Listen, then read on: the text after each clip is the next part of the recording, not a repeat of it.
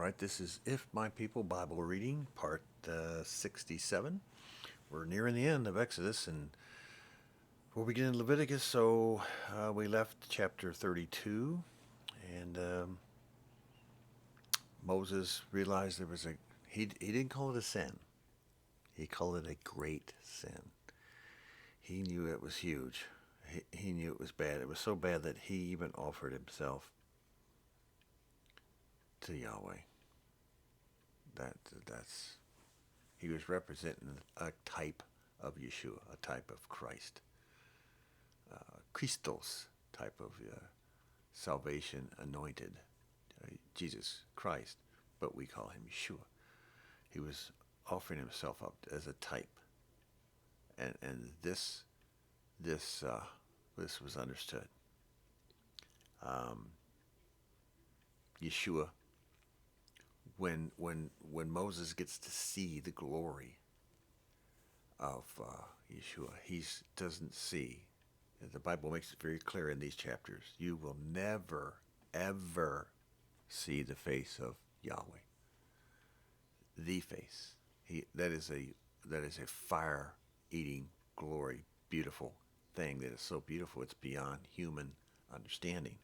So understand that. So it's Yeshua. So it's not that, oh, God really appreciated what he was doing, representing like his son. No, that was Yeshua.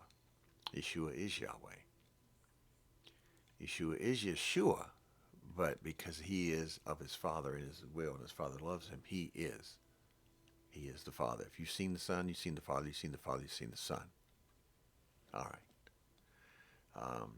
So this is the seventh trip up, at least the seventh trip up. And chapter 33, verse 7. Now Moses used to make a tent, and he pitched it outside the camp some distance away, calling it the tent of meeting.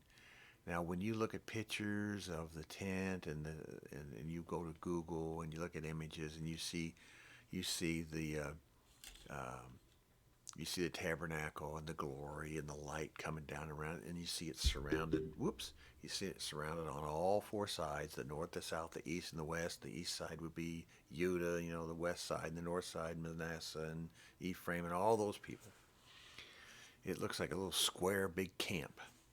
But did you just notice what it says here? Because you won't find any pictures of a little tent outside the area north of where Israel was, and the tabernacle, which was being built and created and whatever in the ark, but still, you don't see those pictures. Well, there it is. How this is bypassed by so many people who are such geniuses in studying the Word and everything and getting it right, I don't know. They need to read the Bible from beginning to end and take notes and gather together as commanded by Yahweh by Torah, which was in the Old Testament, which is never ending.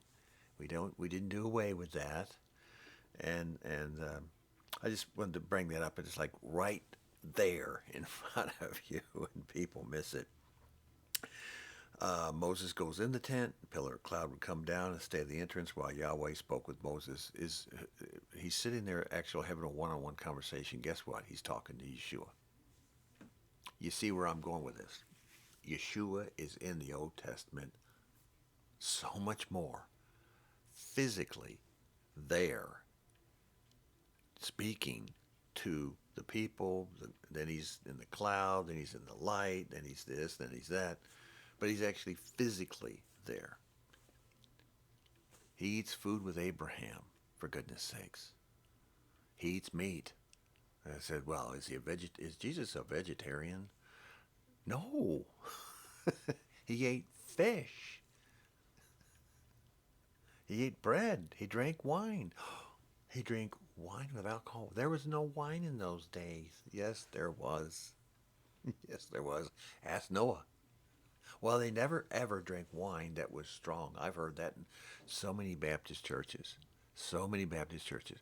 Well, it was about 1 or 2% at the most. Let me give you a big hint. I worked in prisons for years doing investigations in there. Making hooch. I know how to make hooch because I have had many, many inmates show me how to make hooch. And just take a bunch of grapefruits, take a bunch of sugar, take some bread, put it in plastic, put some yeast in there. But if you don't have the yeast, it will pull out of the bread. You just got to give it more time. A couple days later, hooch. What's the percentage? I used to test it with a hydrometer type device to show the actual alcohol content. It was between 12 and 16%, just as good as what the stuff you get in the store. Better than $2 chuck. Actually, it was better than $2 chuck. Oh, jeez. Now I'm not messing with you, Charlie Shaw. It used to be $2. I think it's $3.50 a bottle now. Just telling you, Mr. Baptist, you're wrong. You're wrong. And because how, Mr. Baptist, if you just ignore all this, how do you miss out what Noah did? How did Noah? Oh, he accidentally made wine? Okay. The Bible says it very clearly. Don't abuse the temple of Adonai. This is the temple. You are the temple of Adonai. Don't abuse the temple. So no, we don't get roaring drunk just to get roaring drunk. You don't do that. On occasion and so forth, when somebody overdoes it at a wedding, and a bar mitzvah, and a funeral, and all this other stuff, yada yada yada, things happen. Take care of those people when they get a situation like that. The next morning, they're going to be glad or hopeful and grateful they didn't continue on with that behavior. All right. So whenever the people saw the pillar of cloud, they stayed away. Is that what was originally designed the last 15 chapters before that? No. No, they were supposed to have been a wedding. They were supposed to live together in harmony with Yeshua coming down and dwelling with them. That's the way it's going to be one of these days. It hasn't happened yet, but that's the way it's going to be for 1,000 years. 1,000 years, the millennium. We haven't even gotten to the 144,000 and all this other stuff yet, and why you're in heaven reading Revelation and there's X amount of people and 24 elders and thrones over here and thrones over there, and then Yahweh's here and the Son is on his right hand side, and then you read later on, a couple chapters later, and it says a sea. There's a sea, which means a sea of people, which means innumerous. You can't count them all. In the millions, hundreds of millions of people. They are the bride guests. They are the bride guests. Are they kind of watered down Christians who have their helmet of salvation and just to get enough to get in the door of heaven before it slams in on them? Well, all I want to do is just get in heaven. I don't want to have to actually do all this stuff. Care for other people, for Pete's sake. Anyway, okay. We make a note here in chapters 34 that the chisel out 2 stone tablets. That's 34 of the first reading. Yahweh said to Moses, chisel out 2 stone tablets like the first ones, and I will write on the words that were on the first tablets which you broke. So Moses had to do a little work this time. He had to do a little chiseling. He had to learn his skills of stone work. And then later on, and through the chapters and so forth, Moses, see where we at here, 34:27. Then Yahweh said to Moses, write down these words, for in accordance to these words that I have made a covenant with you and with Israel. So the added in laws, the ordinances, and all the added in stuff that went on the side of the ark, not in the ark with the stone tablets, but on the side of it that they could pull off and use at a moment's notice. They didn't have to go through any ritual to get it, just simply take it off the side of the ark. Moses wrote all this stuff down. And once again, I'm telling you, especially when you're dealing with Orthodox Judaism and Kabbalah and Talmud and all this wizardry nonsense, everything was written down. There was no oral Moses law that don't let them pull this on you. Don't let these rabbis pull this nonsense on you. And you think, well, I don't know that, and I didn't study that. I didn't study rabbinical law, so I don't know. I better do what they say. You're walking into a rabbit hole and you need to run. Run from the crazy churches and run from the crazy synagogues of Satan. Okay? Run. Oh, well, you're going to aggravate some people, Bruce. Really? I worked in law enforcement for 40 years. What do I care? Line them up. You don't coddle sinful behavior that's evil. You don't coddle evil, sinful behavior. You forgive the sinner, but you don't forgive the behavior. You fix it and you correct it, and you don't allow that nonsense in your house, in your congregations, and in your churches. There you go. All right. So Moses was there for 40 days and 40 nights without eating or drinking bread or water. Once again, Yeshua did the same thing when he was in the wilderness. So this being the second 40 days up on the mount, let me read this. Time-wise, this means that Moses received the stone tablets on Shavuot, and now he spends most of the summer up in the fall feast. Also notice that these laws were written down. How oral law became more important than written law among some believers today is nothing but nonsense and false. There it is. So, we get more of the added-in law, more of the royal Torah, more of the appointed times. You get reminded again and again what you're supposed to be doing in chapters in chapters 35, 34, 35, 36. The importance of the tent pegs and all that. My brother, I don't like to sell anything. I don't ever make anybody pay for anything, but he wrote a book years ago on wildbranch.org. Wildbranch.org.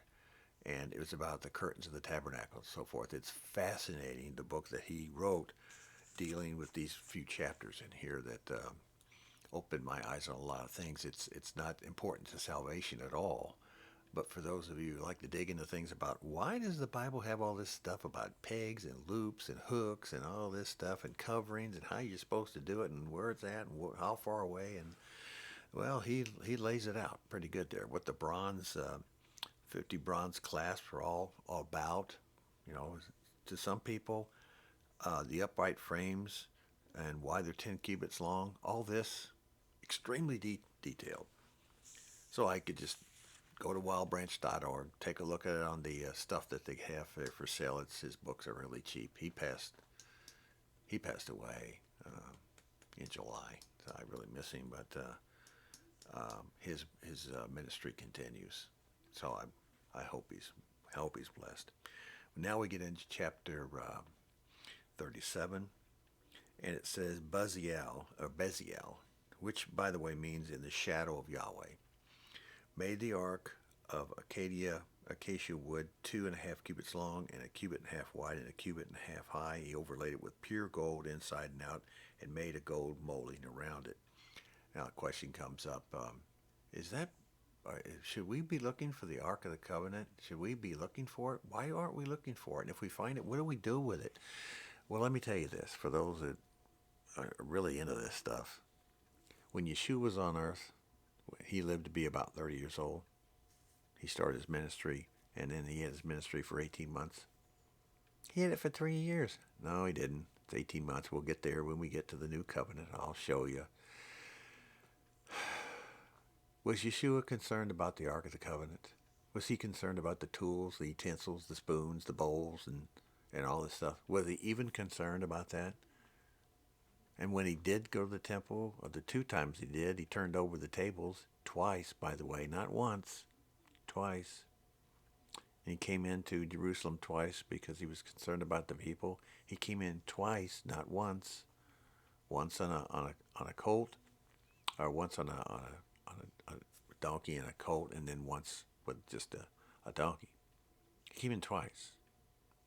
Yeah, he did. The last week he was there, he was the last 10 days before his crucifixion. If you read it carefully, when we get there, it's as plain as day. And then you'll find out when you follow the timeline of everything of the 4 Gospels that he actually went places. And by the way, he averaged like 2 or 3 miles a day, average walking. So the guy kept in physical shape. Yeshua was in physical shape. He walked miles and miles every day. That's just one of my little things I like to look at there. So I'll see you at the next reading, and we'll be in chapter 37. Okay?